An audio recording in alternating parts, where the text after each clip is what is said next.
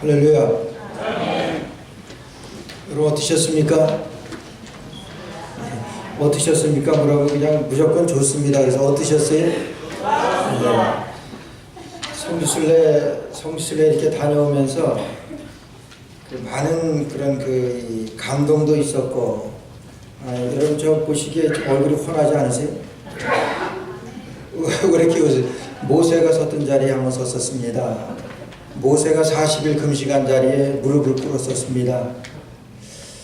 나름대로 많은 그런 감동이 있었고, 그런 정말 하나님께서 이 땅을 창조하시고 이스라엘 백성들에게 너희는 내 백성이 되고 나는 너희 하나님이 되리라고 말씀하신 대로 이스라엘 백성들을 그렇게 사랑하신 그 하나님의 사랑을 가서 보니까 알겠더라고요. 전혀 살 수 없는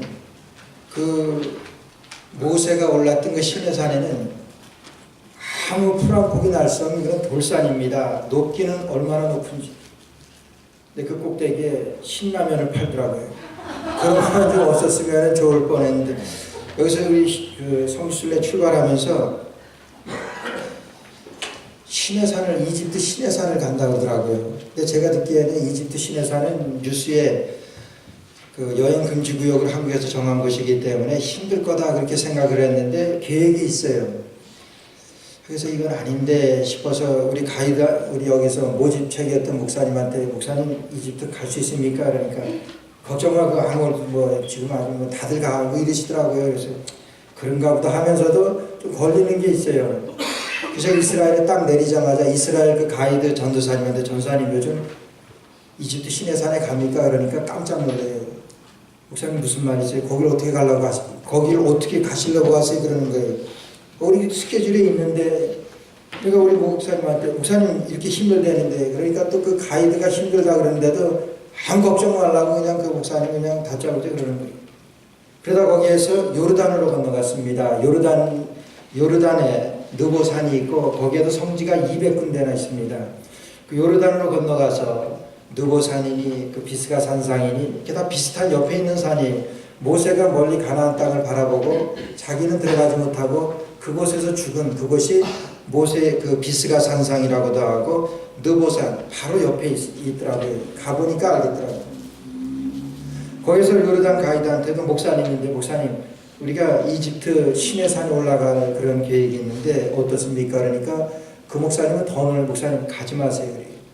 작년에 그 사건 이후로 또 다른 사건이 있었는데, 작년에 그 충북 진천에서 어느 교회가 60주년을 기념을 해가지고 성지순례를 갔다가 그 이집트 그 국경지대에서 이 폭탄을 터뜨려가지고 거기에서 그 가이드도 죽고 거기 진천에서 갔던 전도사님도 거기에서 사상당하고 그런 곳입니다. 근데 같이 갔던 모집한 목사님은 아니라는 거예요. 거기에 가이드 목사님이 그렇다는데 우리가 갔던 코스하고 똑같아요. 요르단을 거쳐서 이스라엘에 막 들어오면서 바로 이집트를 건너는 거예요. 그 국경지대에서 그런 사고가 작년에 났었거든요. 그래서 요르단 가이드 목사님 가지 마세요 그러면서 꼭 가려고 하면은 지금 당장 이스라엘에 있는 그 여행사에다 연락을 해가지고 군인들의 도움을 받든지 그렇지 않으면 가지 마세요 그래요. 그러니까 또 제가 그 목사님 힘들대는데 왜 그러세요? 막 싸우려고 그랬어요. 그러니까 자기는 딸 하나만 데리고 갔으니까 우린 지금 교인이 8명이나 갔는데 목사님 안 돼 왜 그렇게 가려고 고집하냐고 막 제가 거기서 막 싸웠어. 싸우진 않고 그냥 말로다가. 그러니까 거기서도 괜찮다 그러는 거예요. 그런데 거기 가이드 목사님이 정색을 하면서 목사님 이건 아닙니다. 그러니까 거기서 좀 덜컥 하나 봐요. 그래가지고 그 자리에서 이스라엘의 여행사에다 연락을 해가지고 그 가이드를 또 이렇게 컨보이하는 군인들이랑 붙이라고 그래가지고 우리가 이집트 국경을 딱 넘으니까 군인차 중무장한 군인들 앞에 컨보이에서 가고 또 우리 버스에도 사복 경찰들이 둘인가 다 이 총이랑 잡으러 그래서 같이 떠나서 간 곳이 시내산이. 시내산 하니까 얼마나 밑에서 올라가는데 이 사람들이 반가워하는지 1년 만에 한국 사람은 처음이라는 거예요. 한국에서 오면 허락이 안 되는데 미국에서 갔기 때문에 허락돼요. 근데 그 덕분에 그 시내산에 그 여행의 순례객들이 그렇게 많은데 우리 22명밖에 없더라고요. 그래서 얼마나 도움도 잘 받고, 그래서 잘 다녀오게 됐는데 어쨌든 시내산에 올라가면서도 참 가슴이 벅차왔던 것은 모세가 40일 동안 금식하며 하나님 앞에 그 말씀을 돌파를 받는데 그곳이 사막가드 같은 것은 아무 나무 하나 없고 그런 산이더라고요. 높기는 왜 그렇게 높은지 진짜 걸어서 올라가기 힘들 만큼 그렇게 높은 산에 40일 동안 가서 금식하면서 모세가 하나님의 말씀을 돌파를 받아가지고 내려오는 얼마나 힘들었을까를 생각하니까 뭐 그때나 지금이나 똑같이 사막이지요. 그런 곳에서 그런 하나님의 그런 말씀을 받은 그 모세 생각하니까 야, 하나님의 사랑이 그래서 하나님께서 이스라엘 백성들을 이렇게 인도하시고 이렇게 사랑하신 그런 흔적들이 얼마나 가는 곳곳마다 이렇게 와닿는지 모릅니다. 오늘 말씀에 보니까 이스라엘 백성들 하나님께서 인도하시는데 바로 앞서가시면서 인도하시는 거예요. 17절 말씀 보니까 바로가 백성을 보낸 후에 블레셋 사람의 땅이 길로 가까울지라도 지금 그렇습니다. 이스라엘 백성들이 그 숫곳이라고 하는 곳에서 거기서부터 출발을 하잖아요. 나암새 숫곳이라고 하는 곳에서 그들이 그 고센 땅에 이스라엘 백성들이 머물러서 40년 동안 그들이 그곳에서 430년 동안 그곳에서 종살이를 한 거죠. 뭐 처음에는 요셉이 살아있을 때 요셉을 모르던 왕이 그렇게 시작하면서 이스라엘 백성들은 고생을 하게 되었습니다. 요셉이 살아있을 동안에는 괜찮았죠. 요셉을 모르던 왕이 나타나게 되니까 이스라엘 백성들은 그냥 노예로 사는 거예요. 그렇게 430년간 고통 가운데 그들이 살았습니다. 하나님께서는 이스라엘 백성들이 너희들이 큰 민족을 이루고 나오리라 말씀하신 대로 출애굽이 시작이 되는데 그런 출애굽이 시작될 때 지금 그 라암새 숫곳에서부터 시작을 해가지고 지금의 많이 뉴스에 거론되는 그 가자 지역 있지요. 가자 지역을 중심으로 해가지고 그 다음에 텔아비브 요바를 거쳐가지고 이 지중해 연안을 거쳐서 가나안에 올라가게 되면 가나안이라고 하는 것은 단에서 부엘세바예요.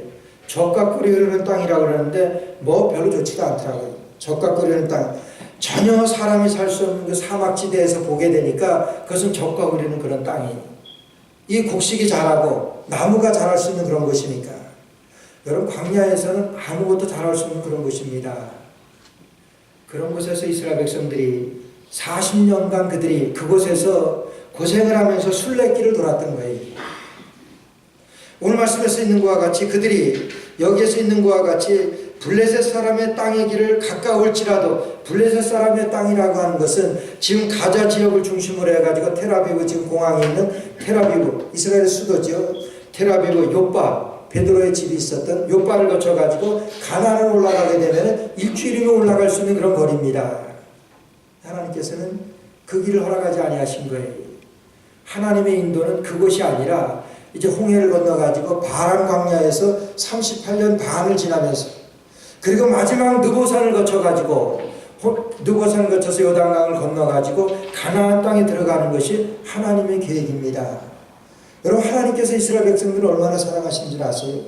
제가 토요일에 말씀드렸지만 그 난공불락의 여리고성을 무너뜨리는데 여러분 성이 무너지게 되면은 아무리 튼튼한 성이라도 성을 무너뜨리려고 하면은 바깥에서 공격해서 바깥에서 안으로 물리치는 거 아니에요? 그 성을 쓰러뜨리는 것 아니에요?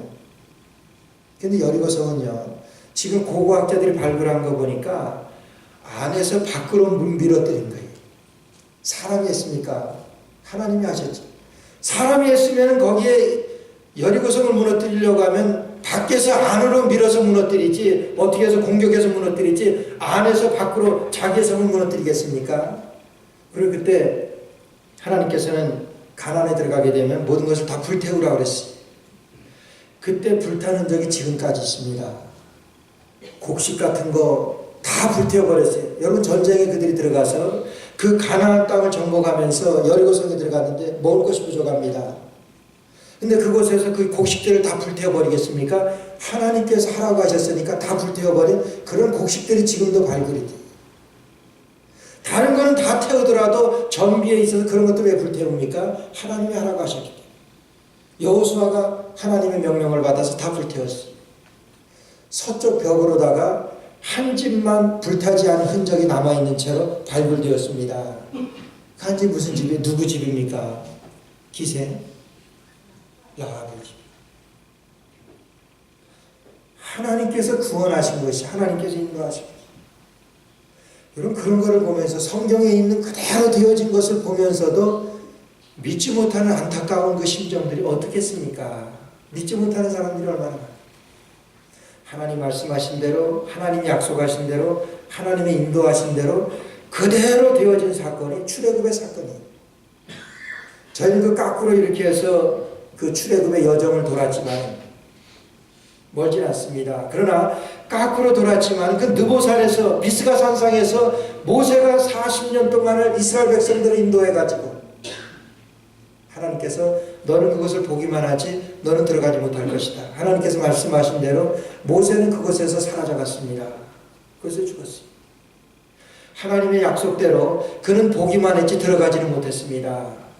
여호수아의 인도로 이스라엘 백성들이 가나안 땅을 밟게 되었을 때 여러분 그 감격이 어떻겠습니까? 그런데 그들이 그 가나안 땅을 밟기 위해서 40년 동안의 광야 생활이라고 하는 것은 여러분 하나님이 하지 않으셨으면 할 수 없는 거예요. 여리고 성도 그렇습니다. 적은 아이 성도 그랬습니다. 여러분 거기에서 가보니까 그 느보산, 모세가 죽은 그 산이 헤롯 왕의 딸이 그 아주 굉장히 높은 산이에요. 헤롯 왕의 딸이 그곳에서 자기 아버지에게 연애를 베풀게 하고 아버지에게 세례요한의 목을 달라고 했던 그 산이,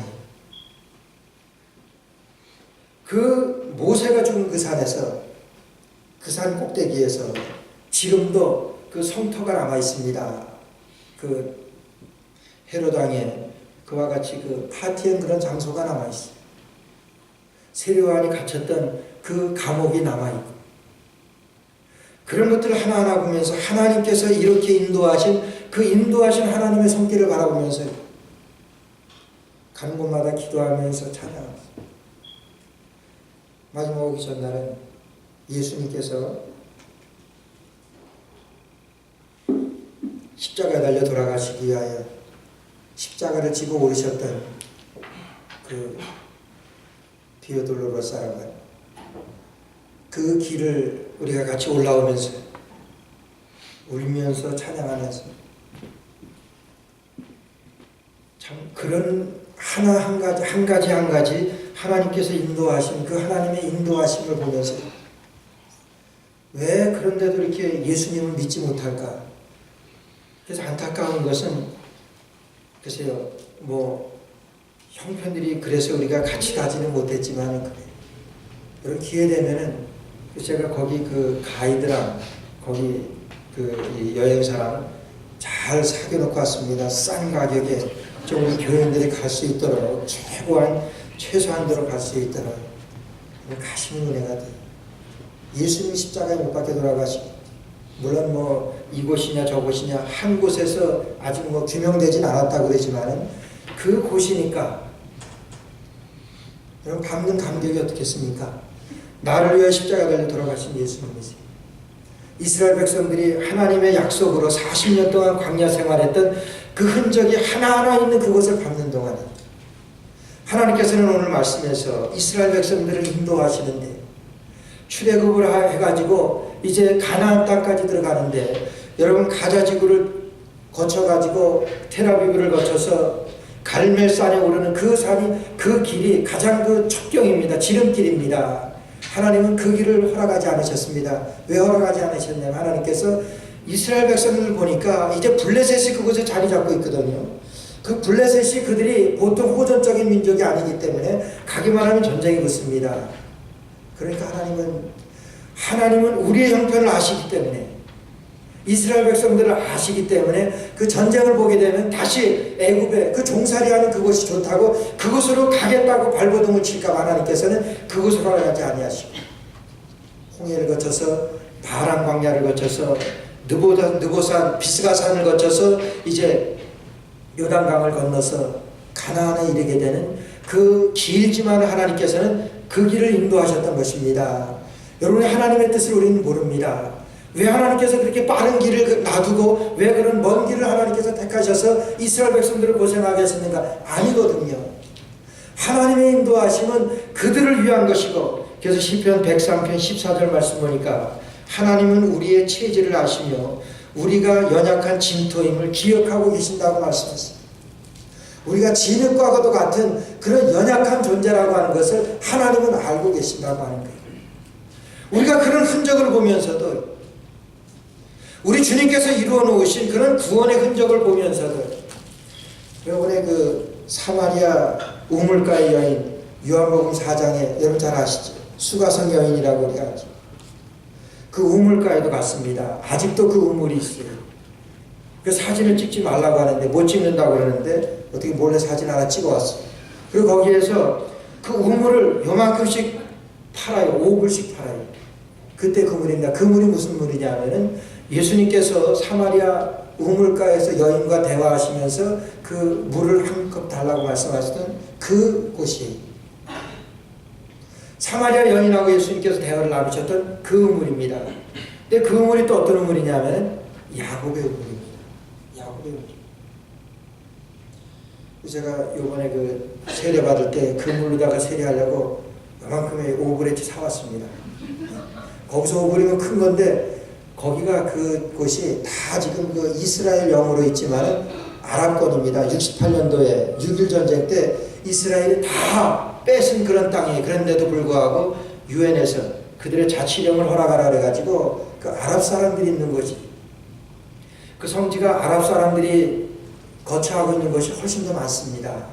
요르단도 그렇고 지금 예루살렘 성도 그래요. 그러니까 아주 그곳에 참 실망하는 것은 뭐냐면 그곳 성지인데 예수님께서 2000년 전에 사마리아 여인하고 대화를 나누셨던 그겁니다. 얼마나 역사적인 그런 사이트예요.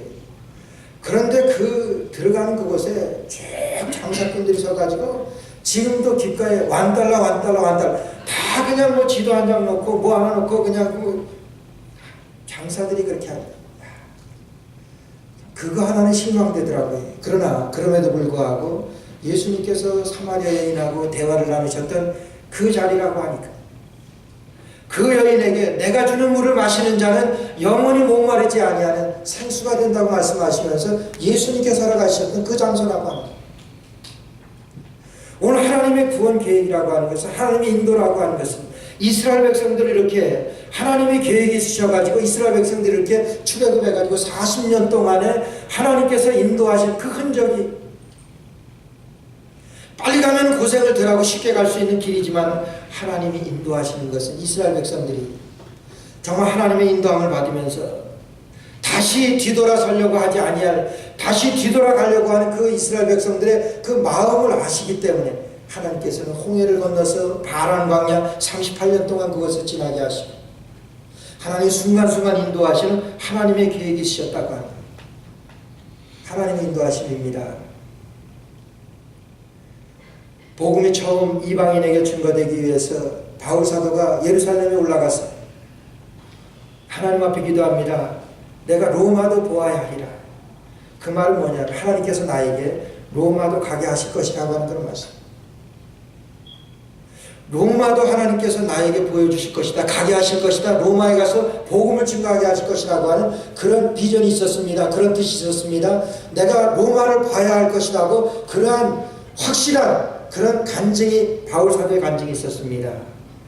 이번에 가서 바울 사도가 죄수의 몸으로 로마로 압송되어 갔던 그 빌립보 항구를 갔습니다. 얼마나 항구는 아름다운지 모르겠어요. 거기에 그 바울 사도가 잡혀가면서 거기에서 여기에 있는 모든 사람들이 나와 같이 매인 것 외에는 다 나와 같이 되기를 원합니다.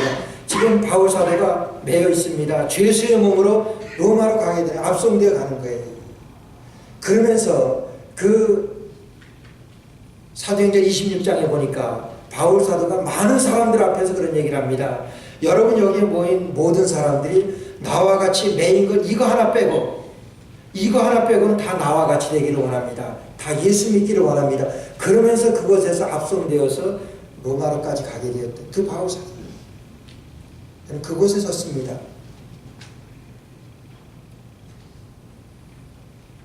여러분 모두가 같이 그곳에 우리가 섰다고 하면 뭐 여행의 피로 때문에, 순례의 피로 때문에 우리가 가서도 많이 느끼지는 못했지만 정말 뜨겁더라고요.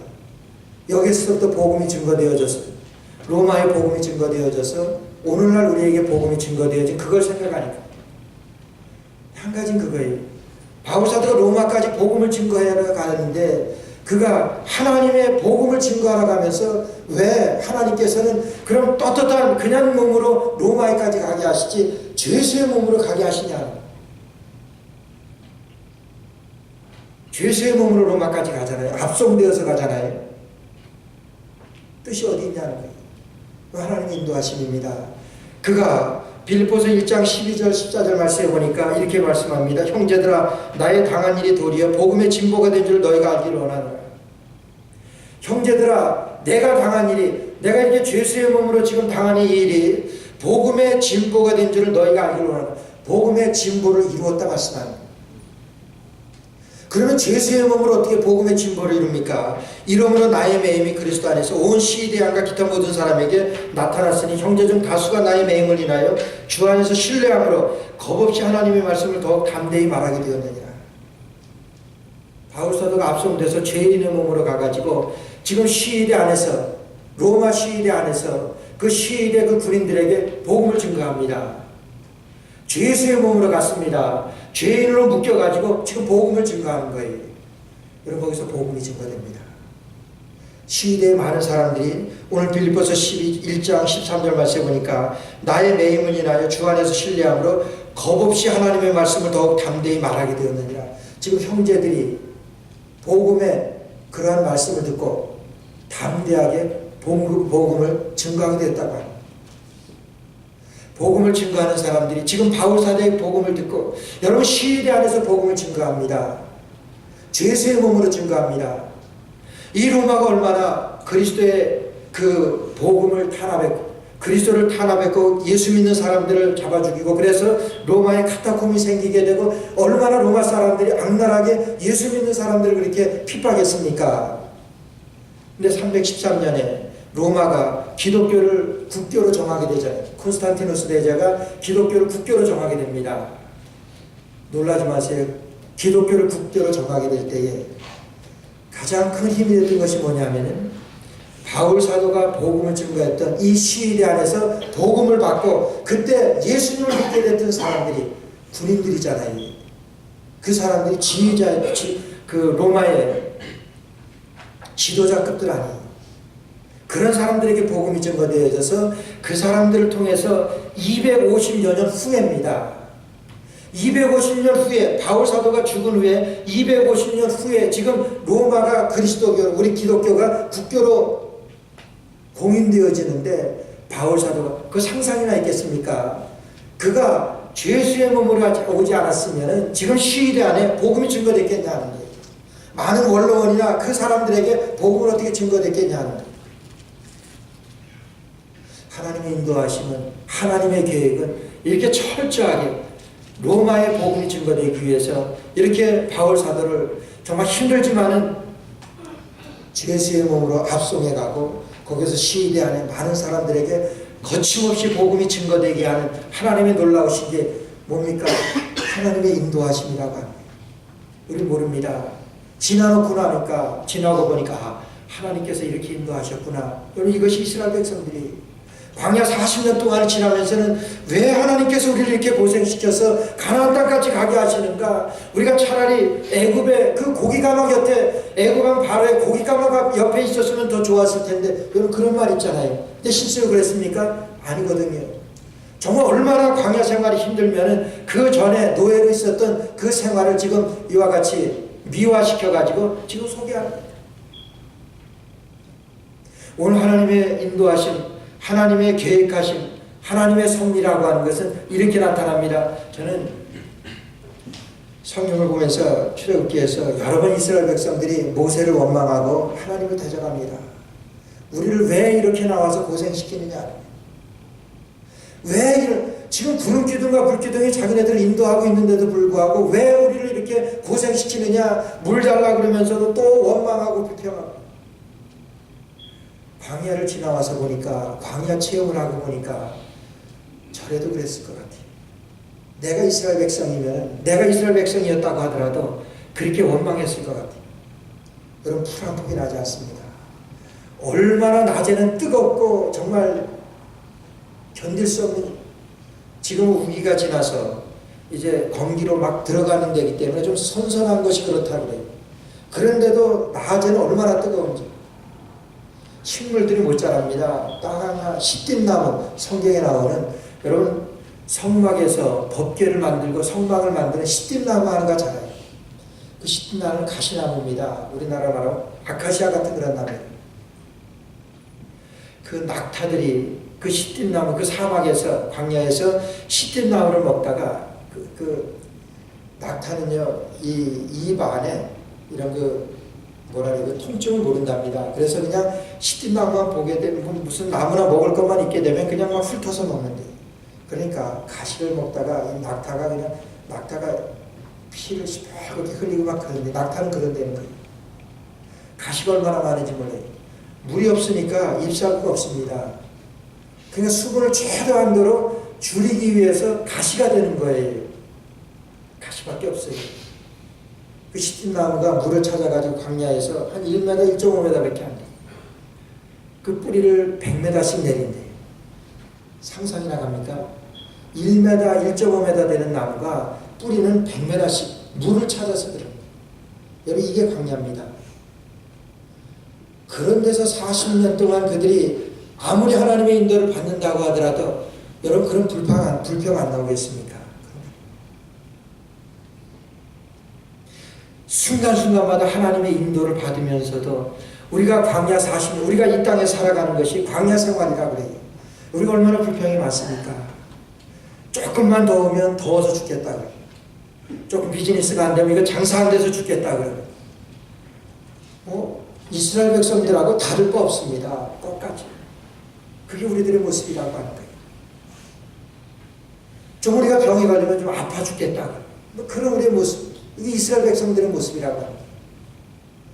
그런 가운데서도 하나님은 한치 오차 없이 이스라엘 백성들을 이렇게 인도하신 하나님이세요. 하나하나 보는 그런 사이트마다, 그런 유적지마다 그런 하나님의 손길이 거기에 널려있고 하나님의 인도하심을 볼 수가 있겠다.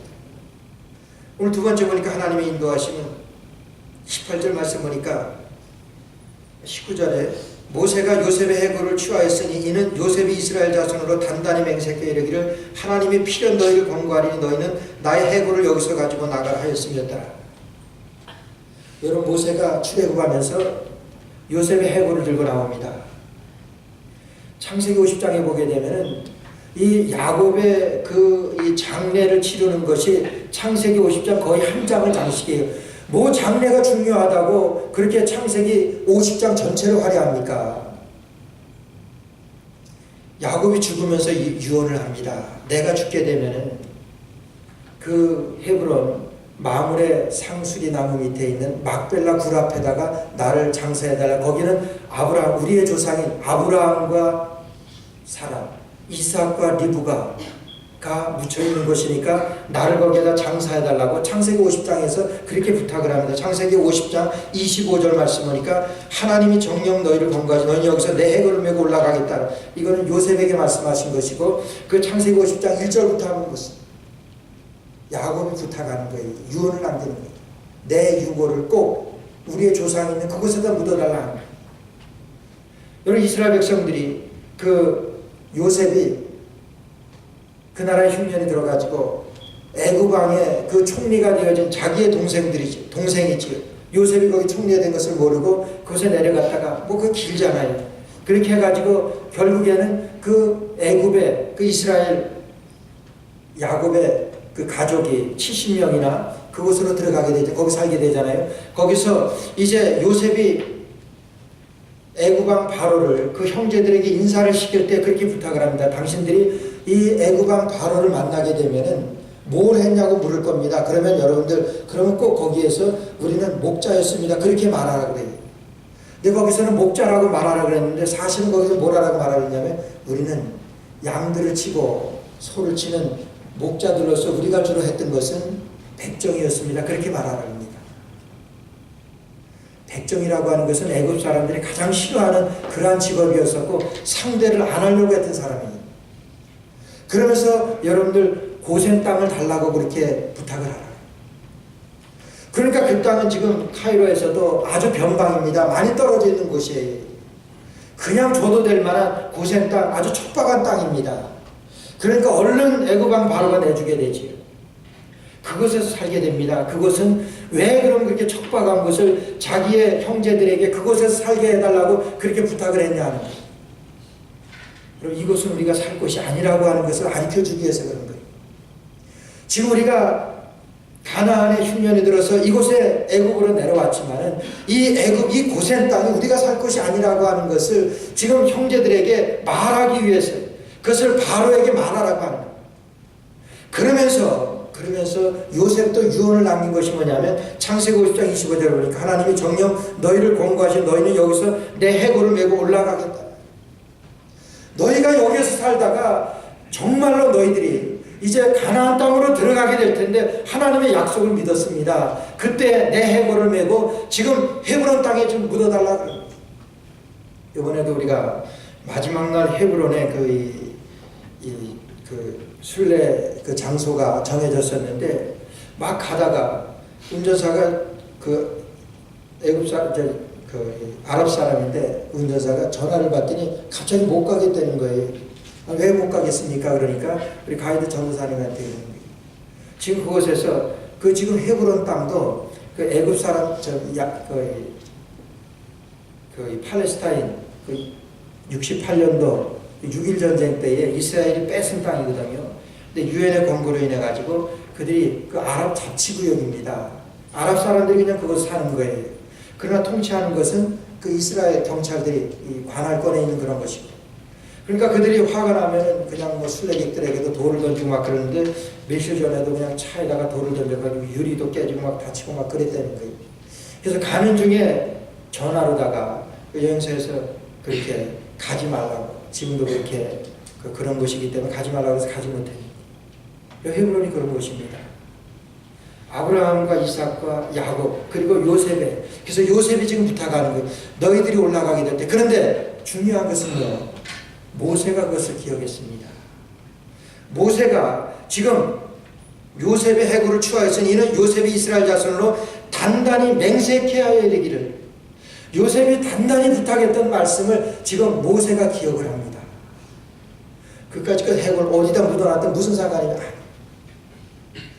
하나님의 약속한 곳에 내가 묻히기를 원합니다. 하나님께서는 반드시 우리 민족을 하나님이 약속한 그 땅에 우리를 들어가게 하실 텐데 그 들어가게 될 때 반드시 내 유골을 좀 메고 올라가서 거기에 장례를 치러달라고 이 유언을 남깁니다. 여러분 이거 중요합니까? 중요하지.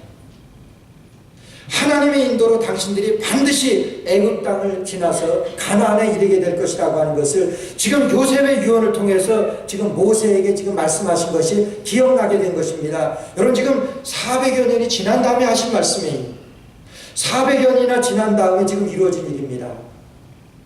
내 유골을 메고 올라가서 지금 막벨라 굴 앞에 있는 그 상수리 나무 밑에다가 나를 좀 묻어달라. 너희들에게 내가 단단히 내가 너희들에게 부탁을 한다. 요셉이 그렇게 유언을 했던 것입니다. 모세가 그 유언이 생각난 거예요. 물론 전해져서 그 기억된 것이지만 요셉이 이런 유언을 남겼습니다. 여러분들 하나님의 말씀입니다. 너희들이 이곳을 살 것이 아니고 하나님께서 반드시 너희를 인도해서 가나안 땅에 이르게 되는데 그곳에 이르게 될 때 반드시 내 유골을 메고 내가 가보지 못한 것이고 거기서 나온 것입니다. 내가 보지 못한 것이고 내가 취하지 못한 것이지만은 반드시 하나님께서 너희를 인도해서 그 가나안 땅에 이르게 하실 것이다. 하나님의 인도가 있을 것이다. 여러분이 요셉의 유언을 통해서도 하나님께서 인도하시는 그런 인도하심을 우리에게 보이십니다. 하나님의 계획이 이렇게 철저한 헤브론에 그들이 묻히게 될 이 요셉이 묻히게 될 것을 유언하게 하시고 그 유언대로 반드시 이제 요셉의 유골을 메고 올라가서 가나안 땅까지 이르게 된다고 하는 그런 기가 막히지 않습니까? 어느 한 곳 하나라도 하나님의 손이 미치지 않은 것이 없고 이스라엘 백성들을 인도하지 않은 것이 없는 그 이스라엘 백성들 오늘가 이 땅에 살아가면서도 우리가 지나놓고 나니까 하나님께서 내가 왜 그때 그렇게 어려웠는지 하나님이 이렇게 해서 나를 이렇게 인도하셨구나. 여러분 그런 기억이지. 하나님이 그때 어려웠지만 하나님께서 그래서 나를 그렇게 하셨구나. 여러분 그런 걸 우리가 깨달을 수 있습니다. 마지막으로는 구름기둥과 불기둥으로 낮에는 구름기둥 밤에는 불기둥이 백성 앞에서 떠나지 아니하니라. 이스라엘 백성들을 인도하시는데 왜 하나님의 사랑 아니겠어요? 이스라엘 인도하시는데 느보산에 올랐는데 얼마나 더운지, 그것이 그렇게 더운 철도 아니라 그러는데 느보산 하는데 얼마나 더운지, 그 옆에 바로 비스가 산상이 있고 그것이 이렇게 봉우리입니다. 그래서 출애굽기에 보게 되면은 어느 곳에는 느보산이라고도 나오고 비스가 산이라고도 나오고 그러는 건데 다 근방에 있는 거예요. 가보니까 알겠더라고요. 그 산도 굉장히 높은데 그냥 다 돌산이고 돌만 있고 나무 하나 자라지 않는 그런 곳이에요. 여러분 그런 곳에 어떻게 그늘이 생깁니까? 그늘이 없으면은 잠시도 견디기 힘든데 그냥 바위 틈으로다 바위 같은 거 옆으로다가 그늘 생기는 거 그거밖에 없는 거예요. 그 200만여 되는 많은 사람들이 이스라엘 백성들이 그냥 타 죽습니다. 그런데 그런 구름이 그런 그늘이 없으면은 살 수 없습니다. 구름 기둥과 불 기둥으로 그들을 인도하십니다. 그들이 그 인도하심을 받아가지고 가나안에 들어가게 되는 그 역사를 그들이 맞이하게 되는 그것이 출애굽의 여정입니다. 하나님께서 그렇게 철저하게 구름 기둥과 불 기둥으로 그들을 인도하시니 그것이 없으면 꼼짝할 수 없는 이스라엘 백성들이 오늘날도 하나님 인도하심이 없으면 우리가 꼼짝할 수 없는 우리의 삶입니다. 아니 내 마음대로 살 수 있습니다. 내 뜻대로 살 수 있습니다. 여러분 그것은 어떻게 됩니까? 그것은 멸망의 길이라고 하는 거예요. 못 갑니다. 여러분 미국 처음 왔을 때 지도 한 장이면은 웬만한 데 다 찾아다니는데 좀 신기하더라고요. 뭐 한국에서는 해보지 못했던 건데 어느 공원 가는데 그냥 지도 한 장만 귀에서 주면 그러면 한 가지는 그 지도 한 장 가지고서도 지도가 가리키는 대로 끝까지 가면 찾을 수 있는데 대부분 보게 되면은 못 찾는 경우가 참 많아요. 지도를 가지고서도 지나고 나서 보니까 거기서 조금만 더 갔으면 지도대로 조금만 더 갔으면 됐는데 그렇지 못했던 그런 기억들이 얼마나 많은지. 하나님의 인도하심입니다. 하나님의 인도하심을 따라서 여러분 내 생각은 이건데 하나님 말씀은 그것이 아니에요. 그 내 생각을 적고 내 뜻을 적고 하나님의 뜻이 나타나는 구름 기둥과 불 기둥 그냥 따라가기만 하면 불평이 있을 수 있습니다. 원망이 있을 수 있습니다. 여러분 환경이 어려우니까 우리가 이 땅에 살아가면서 내 뜻대로 내 계획대로 내 고집대로 살 수 있습니다. 어떻게 됩니까? 못 가는 거예요. 미치지 목적지까지 갈 수 없는 거예요. 그러나 좀 힘들어 보여도 어려워 보여도 고단해 보여도 구름 기둥과 불 기둥이 인도하는 대로 그냥 가만히 따라만 가면 하나님께서 이런 계획이 있으셨구나. 이게 하나님의 은혜이 하나님의 사랑입니다. 이스라엘 백성들을 광야 40년 동안에 하나님께서 구름 기둥과 불 기둥으로 이렇게 인도하셨습니다. 그럼에도 불구하고 그들이 자기네 뜻을 내세우고 자기의 고집으로다가 하려고 하니까 원망이 생기고 불평이 생기고 오늘가 이 땅에 살아가면서 하나님의 뜻이 뭔지를 우리가 분별하면서 하나님의 섭리가 어떤 것인가 하나님이 나에게 말씀하신 것 우리 압니다. 하나님께서 나에게 말씀하시고 하나님께서 나에게 하라고 하신 걸 여러분 나는 알아요. 우리가 짓는 죄악들 80%가 여러분 우리가 알고 짓는 죄라고 그래요. 좀 힘들어도 어려워도 하나님의 뜻이 나타나는 하나님의 계획과 하나님의 뜻을 알게 될 때 여러분 우리가 그 길을 따라갈 때 하나님께서 결국은 하나님의 인도하심으로 우리에게 가나안 땅이 허락되고 우리에게 하나님의 나라가 이루어질 줄로 믿습니다.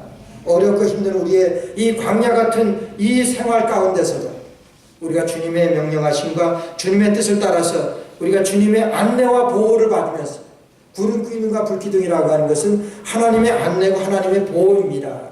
하나님 우리를 보호하십니다. 하나님께서 우리를 안내하십니다. 볼지어다 세상 끝날까지 내가 너희와 항상 함께 있으리라. 어떤 사람에게요? 하나님의 말씀 안에 있는 사람에게 내가 세상 끝날까지 너와 항상 함께 있으리라고 하신 그 임마누엘의 축복이 오늘 저 여러분들에게 날마다 순간마다 넘치시기를 주의 이름으로 축원합니다. 기도드리겠습니다. 하나님의 은혜를 감사합니다. 낮에가 너를 상치 아니하고 밤에